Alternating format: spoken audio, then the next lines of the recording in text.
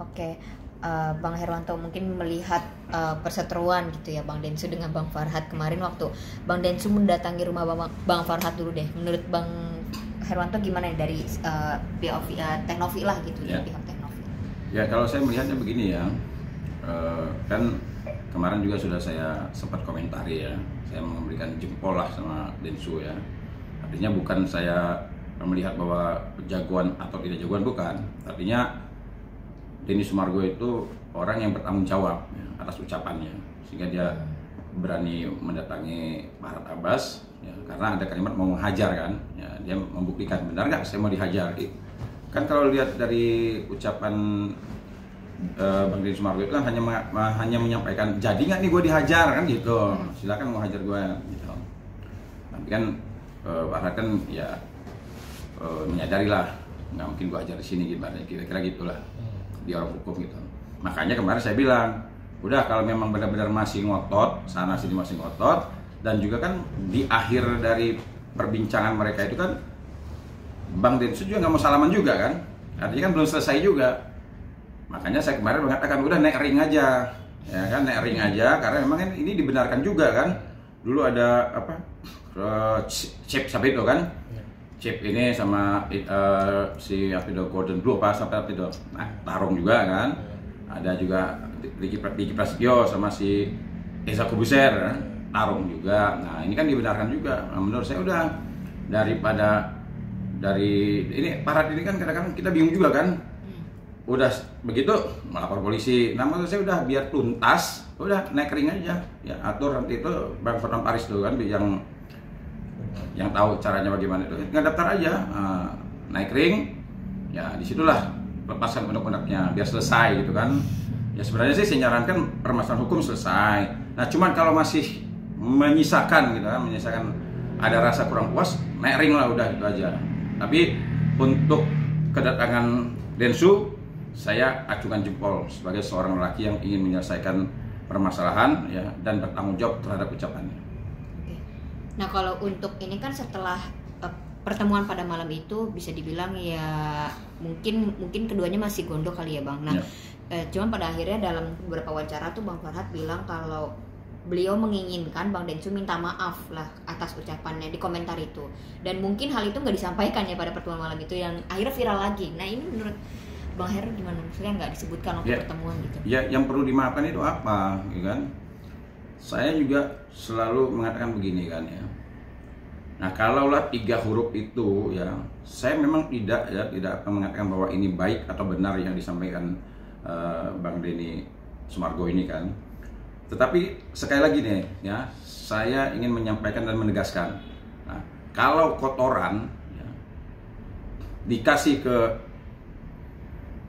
kucing ya ini bermasalah. Nah, jadi kalau kotoran dikasih ke ikan lele dimakan, wah disikat sama ikan lele itu.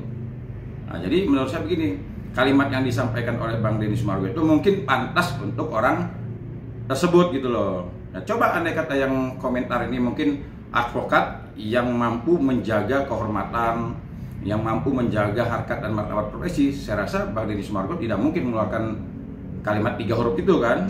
Ya, mungkin ini kan orang berkomentar kan tergantung orangnya. Ya. Kalau orangnya mungkin tidak pantas lu dihormati, tidak pantas lu dihargai, ya mungkin kalimat itu yang cocok gitu kan. Nah, walaupun si Farhat mengatakan hajar itu artinya begini, ya Bang Denny Sumargo juga mengatakan ya 3 huruf itu artinya ini bisa aja gitu kan. Tapi secara jujur sebenarnya kalau kita mau lihat sama kalimatnya sama-sama gini. Cuma di sini saya melihat bahwa Bang Denny Sumargo bertanggung jawab gitu. Dia datang ke tempat orangnya yang mengatakan akan hajar gitu kan. Ya, kalau saya mah tidak perlu lah Bang Denny minta maaf, apalagi sekarang dituntut minta maaf setelah Bang Denny keluar dari rumahnya. Harusnya dia gentleman aja ya. Apa hajar itu apa, pukul itu apa, gentleman aja gitu kan. Kalau memang benar-benar lelaki benar ya tinggal aja, ya udah hajar, ya udah bagaimana caranya yang legal. Dia bilang kan nggak bisa, saya pengacara, nanti kena 351 atau 170. Ya benar, tapi ada cara yang ketika kamu menghajar tidak kena hukum. Gimana ngajar nggak kena hukum? Naik ring. Nah itu hajar nggak kena hukum tuh. Yang penting berani nggak, ya mentalnya kuat nggak, ya, atau siap-siap, ya, siap-siap. Yang tadinya mau dihajar, jangan-jangan yang mau dihajar itu justru menghajar. Nah, ini siap-siap. Jadi menurut saya kita mau ngomong lembut bertanggung jawab, mau ngomong keras bertanggung jawab. Makanya omongan sama nyali harus diimbangi gitu. Nah, hal ini kan berujung kepada sahabatnya lah, bisa dibilang sahabatnya Bang Farhat ini mau menghajar balik Bang Densu gitu. Menurut abang gimana nih? Siapa? Hal itu? Ilal katanya, kabarnya Bang Ilal Ferhat ini Bang. Ya, kalau menurut saya ya nanti kalau didatangi lain lagi nanti. Menurut saya beginilah ya. Ya kalau seandainya nanti ibaratnya dia mengatakan bahwa akan menghajar, ya menurut saya begini kan ya. Kalau menurut saya dengan kalimat seperti itu ada orang mengatakan bahwa sikap dan perbuatan Bang Densu ini tidak elok umpamanya kan, nanti akan saya hajar juga sebelum ini. Kalau menurut saya begini ya, saya kenal kedua-duanya semuanya. Ya, Ilal juga pernah saya bela kok, saya berseteru dengan Farhat juga pernah saya bela. Tapi saya melihat begini ya, kita harus melihat perkara itu secara objektif. Ya. Saya sama Farhat kan berteman juga. Saya sama Ilal berteman, sama Erdilo berteman, semua berteman. Tetapi ya, kita harus belajar menilai suatu permasalahan itu secara objektif. Kalau umpamanya teman kita ini salah, ya, dan tidak konsisten terhadap apa yang diucapkan, apa mungkin harus kita bela, ya kan? Ya kalau saya berpikir dalam menangani perkara itu hanya kedekatan, hanya kenal dan sebagainya, ya mungkin bisa jadi saya juga akan membela teman saya secara membabi buta, karena kita hanya berdasarkan kedekatan. Nah, maksud saya begini, kita bela teman kita kalau memang teman kita ini benar. Kalau teman kita ini salah, ya kita harus juga nasihati gitu kan. Tidak perlu kita ya pasang badan hanya karena kita punya hubungan kedekatan, terus kita mau pasang badan. Itu kan menurut saya keliru lah gitu. Bang Herwanto, ini kan tadi siang Bang Farhat melaporkan Bang Densu atas undang-undang ujaran kebencian. Nah, menurut abang gimana nih? Apakah memenuhi unsur mungkin? Ujaran kebencian, saya bingung ya. Apa yang disampaikan oleh Densu itu cuma sedikit kok. Saya datang ke sini karena saya mau dihajar. Nah sekarang saya mau bertanya, saya dihajar nggak? Nah, jadi nggak dia dihajar? Itu kan disampaikan sama dia kan? Nggak lebih daripada itu. Ya memang dia menyampaikan, saya ini orang Bugis atau Makassar dibilang kan? Ya ada pepatahnya, ya, sirine pace nih, ini kalau sudah ditantang harga diri nih gitu ya. Jadi ujaran kebencian di mana?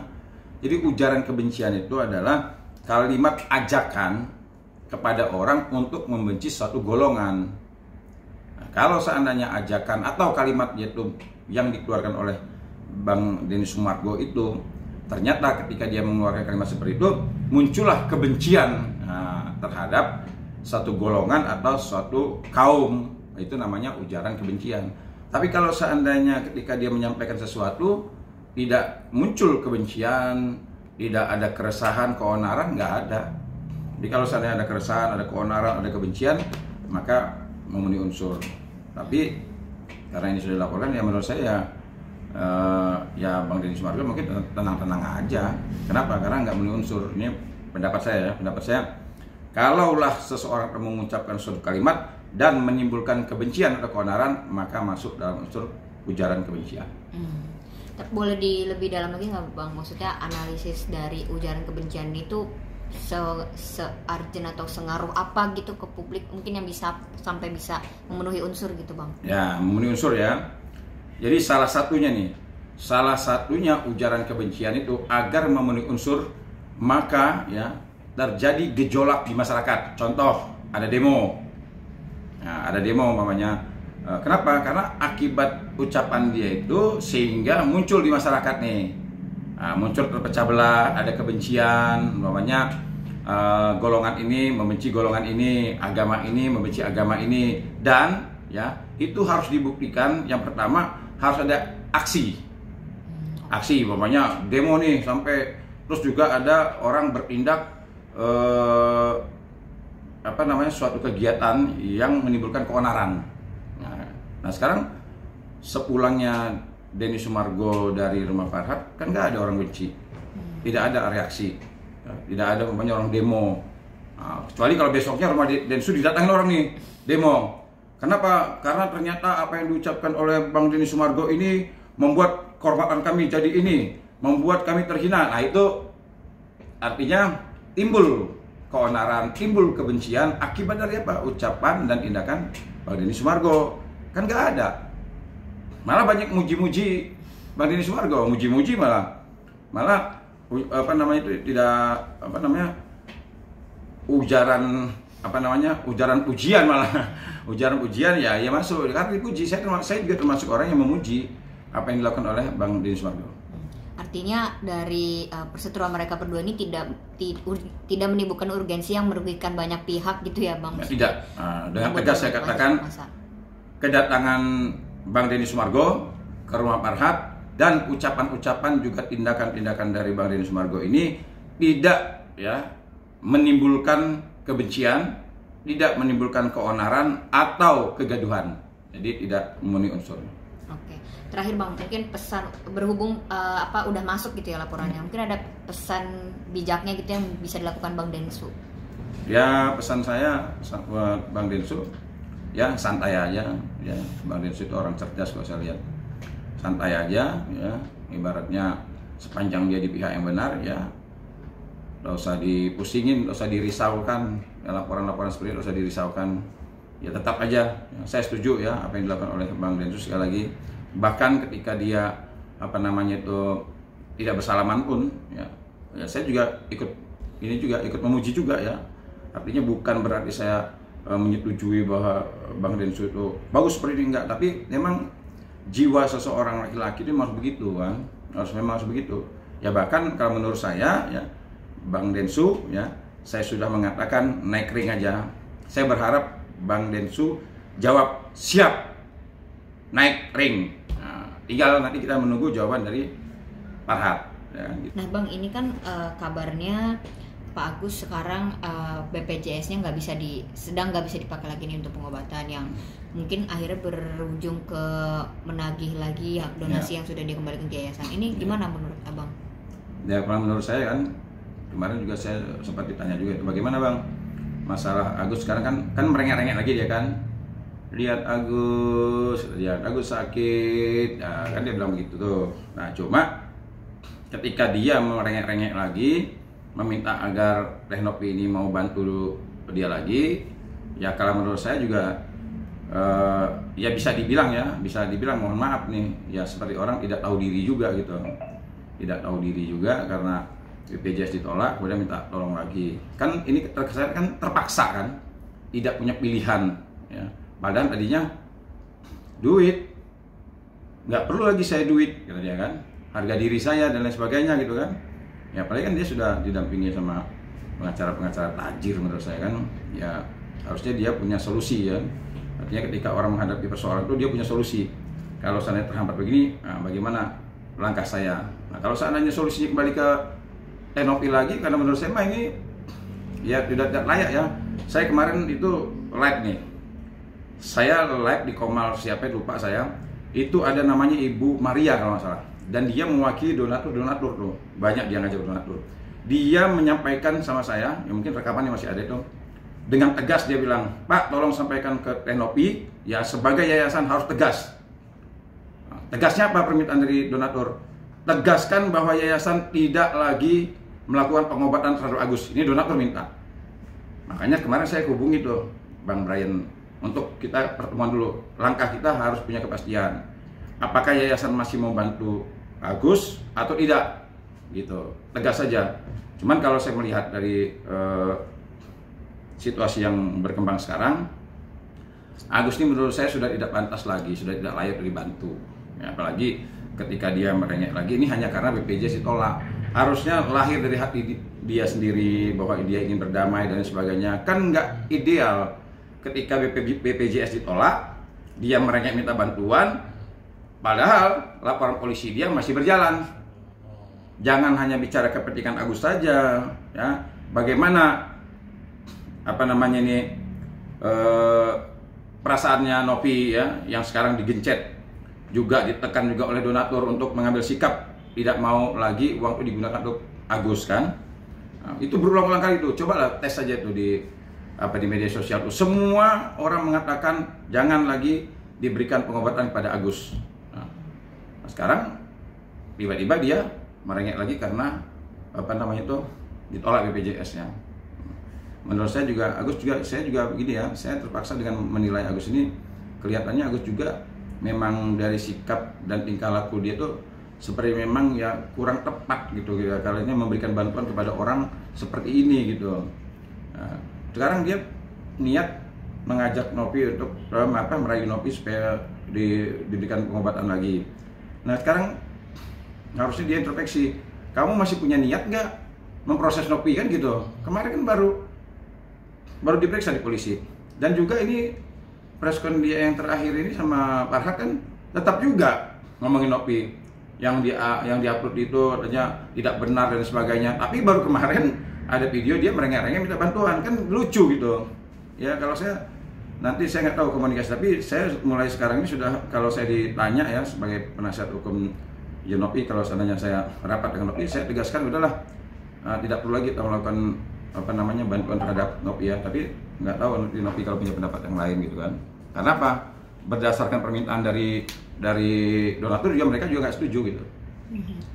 Nah, Bang, tadi kan Abang bilang sendiri ada donatur ya, salah satu donatur yang meminta untuk tidak perlu lagi membantu Pak Agus. Nah, kira-kira ada list atau data nggak dari pihak Abang jumlah donatur yang meminta hal yang sama, tersebut Bang? Seperti apa Bang?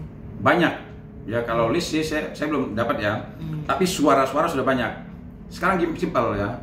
Nanti saya juga akan menghubungi Nopi untuk diadakan rapat terkait dengan perkembangan yang terakhir.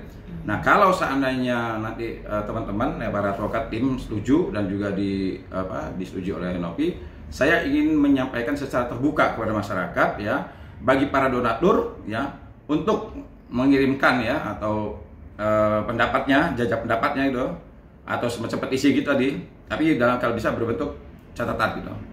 Kalau seandainya mereka menyatakan bahwa uang donasi yang sudah mereka kirimkan ini ya, mereka minta dialihkan untuk kegiatan lainnya, ya kita selesaikan seperti itu. Karena apa? Dilema gitu, kita mau melakukan seperti ini, sementara donatur kenceng loh. Donatur ini dan masyarakat Sumatera kenceng sekali meminta supaya yayasan untuk tidak melakukan pengobatan terhadap Agus. Ya, sebelumnya maaf ya Bang, kan ada beberapa praktisi hukum yang mengkritisi donatur, istilah donatur ini apakah betul benar-benar donatur, ada buktinya atau asal klaim aja gitu donatur. Nah nah ya hal-hal seperti itu mungkin jadi salah satu list atau syarat mungkin analisisnya gimana Bang? Makanya tadi saya bilang, andai kata nanti ya langkah ini kita ambil, ya kami pastikan juga bahwa orang yang memberi pernyataan ini adalah orang yang mengirim ya. Jadi kan ketahuan tuh namanya siapa dan sebagainya. Itu kan Farhat sempat tuh kemarin waktu pertama kali di dalam Polda dia bawa sebanyak itu kan, artinya kan data-data itu kan ya. Makanya saya dari awal saya katakan, andai kata disepakati, saya tinggal buat pengumuman terbuka aja di TikTok kayak atau di Instagram kayak, saya kasih pengumuman itu melalui media ya, bagi para donatur ya, silakan kirim ke DM saya. Nah, berapa jumlahnya silakan. Nah, buktinya yang menyatakan ya mereka keberatan kalau seandainya uang ini digunakan untuk pengobatan Agus. Ini gampang aja. Nanti itu kita sampaikan ke praktisi hukum yang menanyakan itu. Nah, artinya inilah yang menjadi dasar yayasan untuk tidak melakukan pengobatan tersebut. Ya, dan tentu data-datanya kita sesuaikan. Gampang kali itu mah. Oke, nah Bang, artinya dari ini kan permintaan Pak Agus lagi gitu ya. Ini artinya dari pihak Novi belum meresponkah atau masih dianalisis soal donatur ini, atau merespon Pak Agus dengan yang nanti dulu ya, atau seperti apa nih Bang? Ya kalau saya sementara ya, untuk sementara ini karena saya belum ketemu sama Novi ini. Untuk sementara ya jawaban kita ya nanti kita pertimbangkan. Kita pertimbangkan bagaimana langkah-langkah terbaik, karena ini kan terkait dengan pihak ketiga kan, donatur juga terkait, ya, terus juga sikap Agus juga terkait kan. Apakah orang ini kan lucunya begini loh, masa orang yang mau dimintai bantuan dan orang ini andai kata nih dipaksa bantu umpamanya kan, hanya karena itu ditujukan ke Agus. Nah kemudian orang yang diminta bantu ini berpotensi ibaratnya kan diproses secara hukum. Walaupun sebenarnya lapor polisi ini sebenarnya menurut kami nggak jadi masalah gitu, kita bisa bela kok gitu.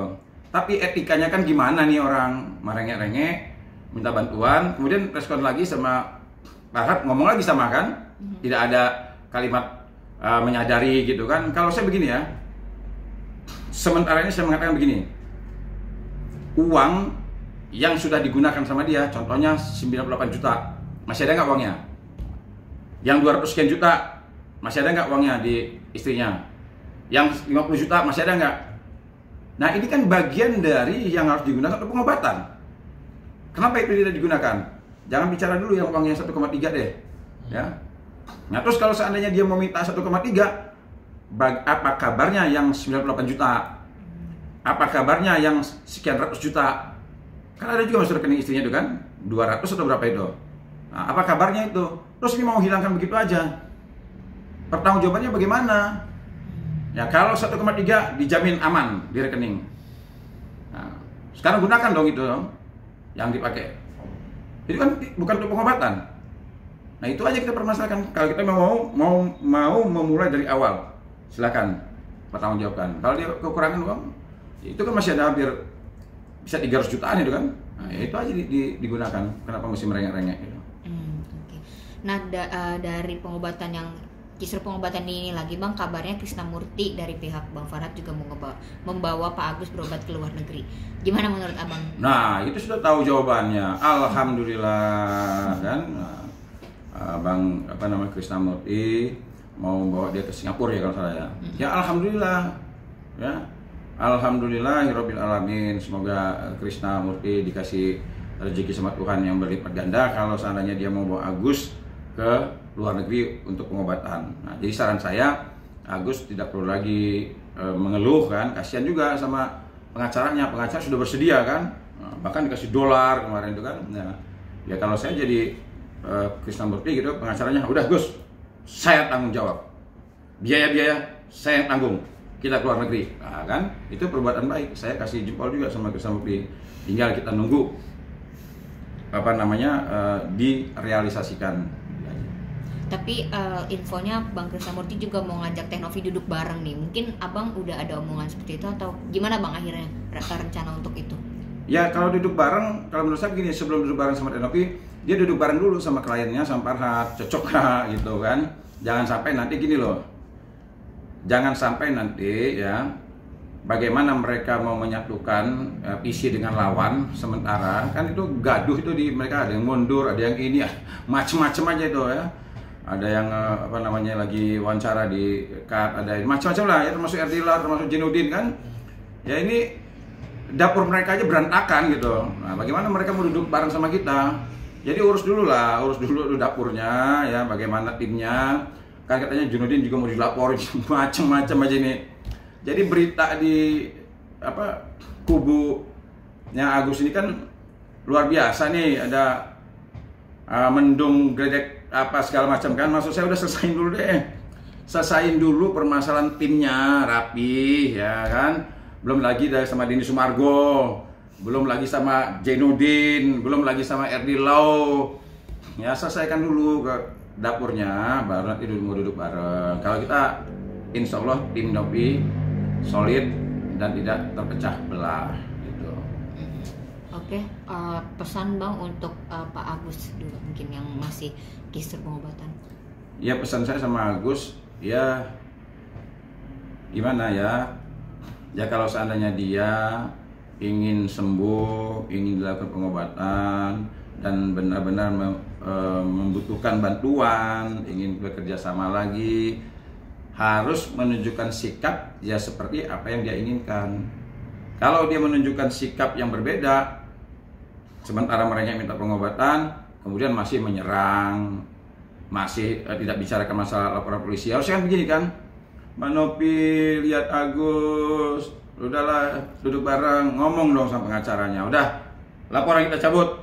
Nah, saya sudah cabut laporan ya, walaupun saya nggak ini ya, arti cuman idealnya ketika orang mau minta pertolongan dengan orang, nah sementara orang yang kamu minta tolong ini kamu proses, kan idealnya istilahnya merayu kan, agar orang ini mau melakukan apa yang dia inginkan. ya harus ada istilahnya itu harus ada madunya, ada gulanya gitu loh. Tapi kalau seandainya hanya bicara kepentingan dia saja, ya tidak bicara masalah kepentingan pihak lain, memangnya sekarang Nopi itu tidak ada beban dia. Beban donatur sudah benar-benar mengancam loh.